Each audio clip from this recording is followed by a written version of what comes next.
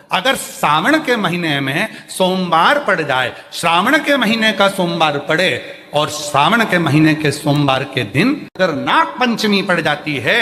और भगवान शंकर को एक कमल आता है श्वेत, एक कमल आता है नीला गुलाबी सा, हल्का सा नील वर्ण का, एक कमल हल्का सा नीला जैसा गुलाबी सा दिखता है। वो कमल यदि शिव जी को मात्र एक समर्पित कर दिया जाए, सावन के महीने के सोमवार को पड़ने वाली नाग पंचमी के दिन अगर वो नील निधि के नाम से, हे भोले बाबा आपके जीवन की सारी जितनी निधियां हैं वो नील निधि में समाहित है, और उस नील निधि के भाव से मैं ये कमल दल आपको दे रहा हूं और बाबा को समर्पित कर कर वो कमल दल भगवान शंकर के मंदिर से लेकर आ जाओ, जिंदगी में कभी भूखे नहीं रहना पड़ेगा, सारी निधियां तुम्हारे पास में होगी, सारी सिद्धियां तुम्हारे पास। वो नील निधि 33 वर्ष में बाबा जी 33 वर्ष में 6 बार सावन के सोमवार को नाग पंचमी पड़ी। 2026 में सावन के सोमवार को 17 तारीख को बाबा की ये शिवरात्रि फिर पड़ रही है, वापिस नाग पंचमी पड़ रही, वापिस नाग पंचमी पड़। सावन के सोमवार पर पड़ने वाली नाग पंचमी को निधि पंचमी कहा जाता है, नील निधि पंचमी। भले वो नाग पंचमी है पर वो इतनी निधि दे देती है, तो उसके लिए स्वयं देवाधिदेव महादेव की कथा करती है, स्कंद पुराण वर्णन करती है, शिव पुराण वर्णन करती है। सावन के महीने में जब सोमवार पड़े, सोमवार के दिन नाग पंचमी पड़े, नाग पंचमी के दिन जो नील पुष्प भगवान शिव को कमल का समर्पित कर देता है और उसी कमल के पुष्प को नील निधि के रूप में लेकर आ जाता है, उसके पास में कभी जिंदगी में ना अष्ट सिद्धि की कमी होती है ना नौ निधि की कमी होती है। उसका वैभव, जितने संसार के लोग कर्जे में हैं, भले तुम्हारा बैंक का कर्जा हो, लोन का कर्जा हो, चाहे तुमने दुनिया में कहीं से भी कर्जा ले रखा हो, एक बार अभी 17 अगस्त को पड़ेगी, सोमवार को नाग पंचमी, 17 33 वर्ष में ये 7वीं बार आ। और हमने यहां तक कहा यदि कमल का पुष्प ना मिले तो एक महाराज जी एक पुष्प होता है वो नीले कलर का शंख जैसा हो, जो शिव जी को बड़ा प्रिय है। अगर मान लो तुम्हें नील कमल ना मिले,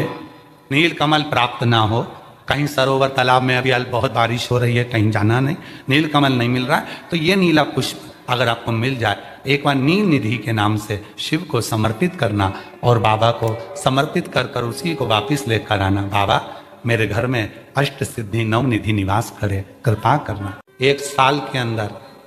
आप सब पत्र में लिख कर भेजोगे, आपको किसी के दरवाजे पर हाथ फेराने की जरूरत नहीं पड़ेगी, भगवान जो वैभव देगा वो देखते बनेगा। फिर हमें ना तो तप करना है, ना साधना करना है, ना कोई उपवास, ना कोई। और एक और चीज बड़ी सुंदर लिखी है महाराज, यदि डॉक्टर ने कह दिया तुम्हारे शरीर में कोई गठान है, बहुत बड़ा कोई रोग हो गया है, ये छूट नहीं रहा है, बहुत तकलीफ में पड़े हुए हो और मिट नहीं रहा है, तब शिव जी के शिवलिंग पर एक दुर्वा का मुख हो जलाधारी की ओर जहां से पानी बहता, बेलपत्री का डंडी का मुख हो जहां से जल बहता जलाधारी की ओर, और 2 छोटी छोटी कटोरियों में यदि सावन महीने के सोमवार की नाग पंचमी पर अगर दूध चढ़ाया जाता है और उसको दूध चढ़ी हुई बेलपत्री और दुर्वा दोनों को लेकर आया जाता है। दुर्वा सुबह के समय द्वितीय दिवस में, जिस दिन चढ़ाओगे उस दिन, द्वितीय दिवस में उसको सुबह सुबह चबा कर खा लीजिए, और बेलपत्री को जिस कक्ष में आप सोते हैं उस कक्ष में उसको रख लीजिए, कहीं पर भी हमेशा के लिए। जो शरीर का रोग है वो धीरे धीरे मिटेगा ही, और 4 से 6 महीने के अंदर बड़े से बड़ा रोग सारी रिपोर्टें नील आकर सामने खड़ी हुई। ये कोई साधारण नहीं है, सावन महीने का सोमवार उस दिन पड़ने वाली नाग पंचमी। आप सबको तो साधुता है, अब की बार 17 अगस्त को पड़ रही है, और बाबा की कृपा से आपको ये कथा श्रवण करने को मिल गई नील निधि की। हर जगह पर वही है, कथा वही है,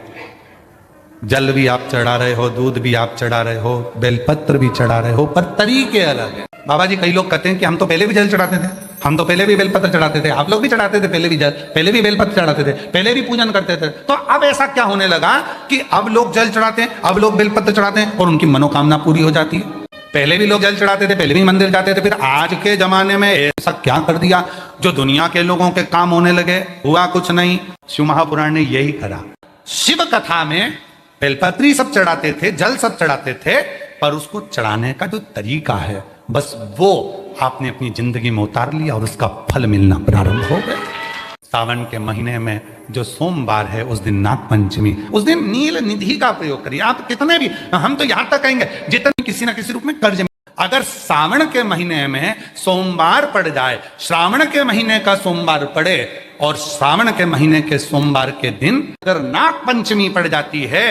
और भगवान शंकर को एक कमल आता है श्वेत, एक कमल आता है नीला गुलाबी सा, हल्का सा नील वर्ण का, एक कमल हल्का सा नीला जैसा गुलाबी सा दिखता है, वो कमल यदि शिव जी को मात्र एक समर्पित कर दिया जाए, सावन के महीने के सोमवार को पड़ने वाली नाग पंचमी के दिन अगर वो नील निधि के नाम से, हे भोले बाबा आपके जीवन की सारी जितनी निधियां हैं वो नील निधि में समाहित है, और उस नील निधि के भाव से मैं ये कमल दल आपको दे रहा हूं, और बाबा को समर्पित कर कर वो कमल दल भगवान शंकर के मंदिर से लेकर आ जाओ, जिंदगी में कभी भूखे नहीं रहना पड़ेगा, सारी निधियां तुम्हारे पास में होंगी, सारी सिद्धियां तुम्हारे पास। वो नील निधि 33 वर्ष में बाबा जी 33 वर्ष में 6 बार सावन के सोमवार को नाग पंचमी पड़ी। 2026 में सावन के सोमवार को 17 तारीख को बाबा की ये शिवरात्रि फिर पड़ रही है, वापिस नाग पंचमी पड़ रही है,